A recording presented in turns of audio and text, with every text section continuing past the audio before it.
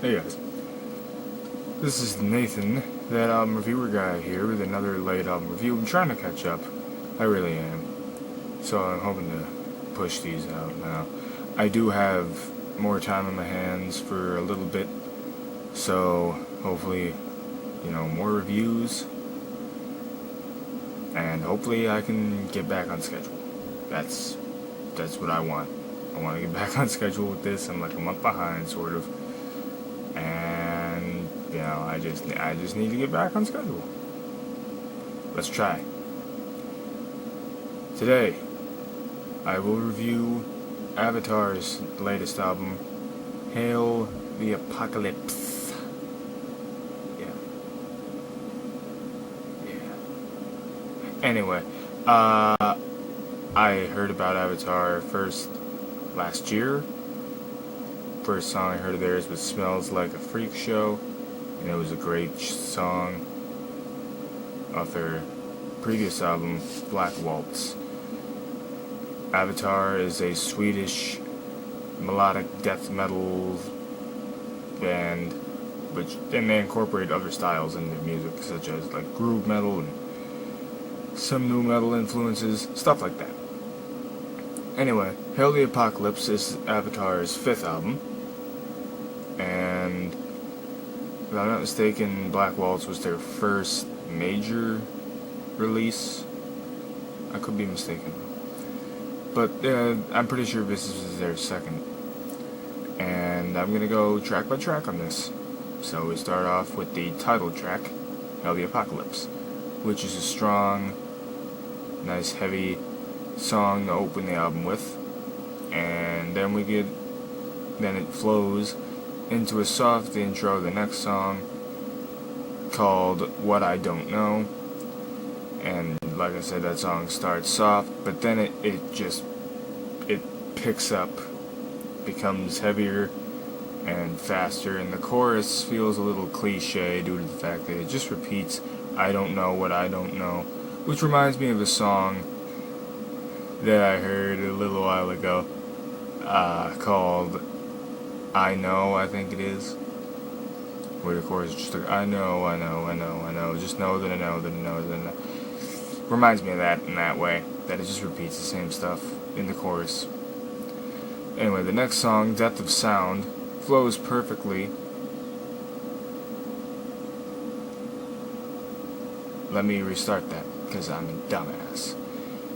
Death of Sound opens up with some solid riffs, and it also has some decent vocals, mainly in the chorus, and it has solid riffs throughout the entire track. Now, what I was going to say was it flows perfectly into Vulture's Fly, and Vulture's Fly is the first song on the album to feature clean verses. Most of them have like growls or screams, but this is the first one that features clean verses, and that's always a nice touch, isn't it? I think it is. Not everything needs screaming and or growling, even if this is death metal. Anyway,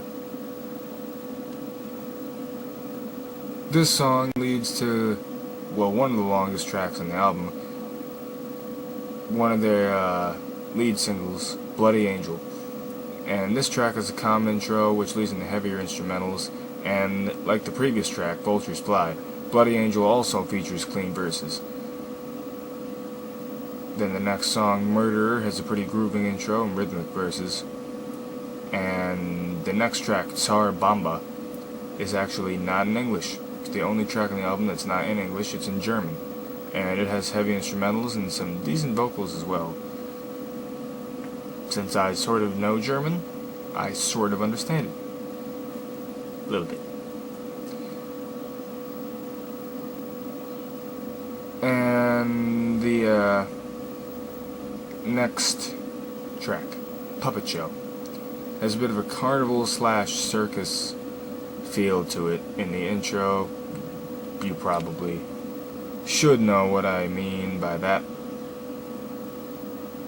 And then it gets into heavier instrumentals, but it still maintains the carnival and circus feel to it. Then the next song, Get in Line, has driving instrumentals and driving vocals to match, which is a nice touch. Then, Something in the Way has a bit of a doom metal feel to it, due to its slow instrumentals and haunting vocals. It only features clean vocals until a scream right before the guitar solo, but that's fine. And then, technically the last track on the album, Tower, is tied with Bloody Angel for the longest track on the album. And this is a very haunting track, as it opens with a faint and eerie electronic sound, as well as haunting vocals and soft bass drum.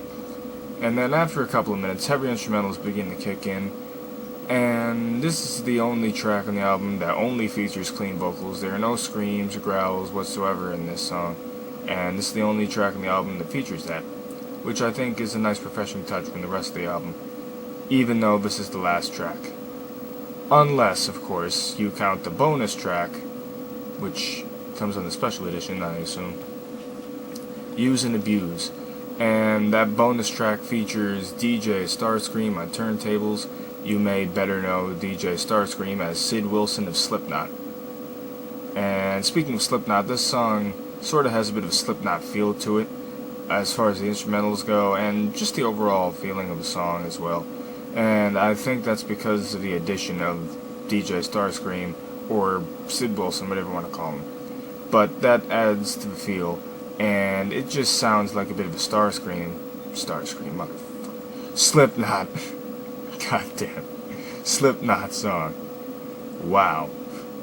I'm out of it today, people. You wanna know why I don't edit these?